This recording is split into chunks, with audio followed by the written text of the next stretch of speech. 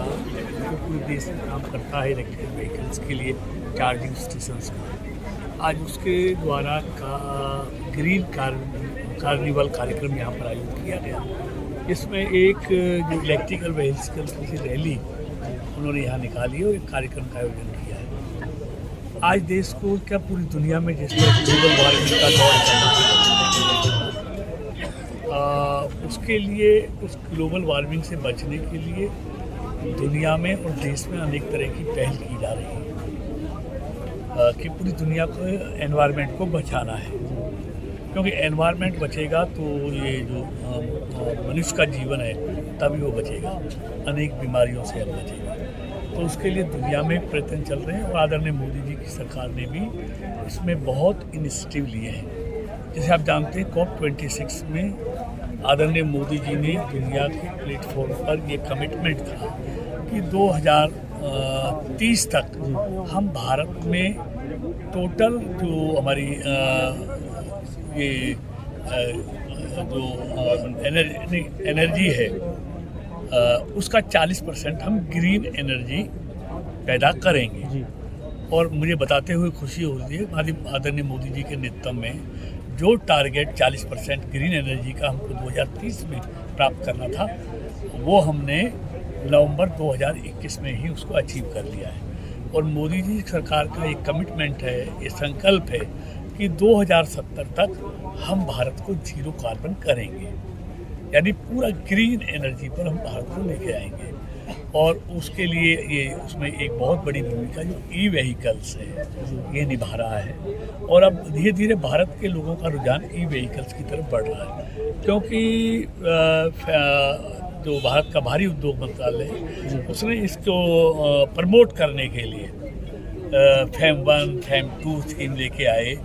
जो ई-व्हीकल है, 2 व्हीलर है, 3 व्हीलर है, 4 व्हीलर है, उसमें इंसेंटिव के द्वारा उसकी कीमत कम करने का, क्योंकि मेन कीमत इसमें जो लिथियम से बनने वाली बैटरी उसकी कीमत है।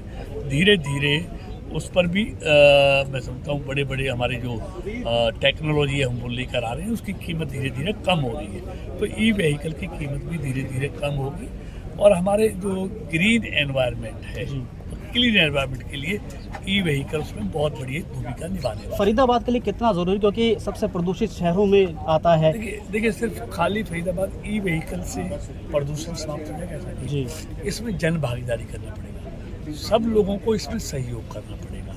हम गंदगी घर फैलाएं, हम धुआं कम निकालें, हम साफ सफाई रखें। सरकार और लोग दोनों मिलकर सामंजस्य से अगर इस पर हम काम करें तो निश्चित तौर पे फरीदाबाद में प्रदूषण कम होगा।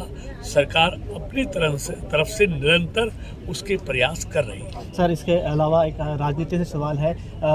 भूपेंद्र सिंह हुड्डा हरियाणा में 60 सीटें जीतने का जो है दावा कर रहे हैं, कल एक ऐसा बयान आया है, और उसके अलावा लोगों को 300 यूनिट मुफ्त बिजली देने की बात कह रहे हैं। देखिए जहाँ जहाँ इन्होंने वादे किए वहाँ क्या हुआ है। चुनाव समाप्त होते ही आप देखेंगे तेलंगाना में, हिमाचल में, कर्नाटक में 3 रुपये डीजल पर 3 रुपये पेट्रोल पर बढ़ा दिया। आज भी माताएं बहनें खटाखट पैसे का इंतजार कर रही हैं, उनको मिलता नहीं। इन्होंने महिलाओं से कहा था 1500 रुपये हर महीने आप पहुँचेंगे, आज भी वो माताएं बहनें इंतजार कर रही हैं उस 1500 रुपये। तो ये सिर्फ झूठ और फरेब की राजनीति है।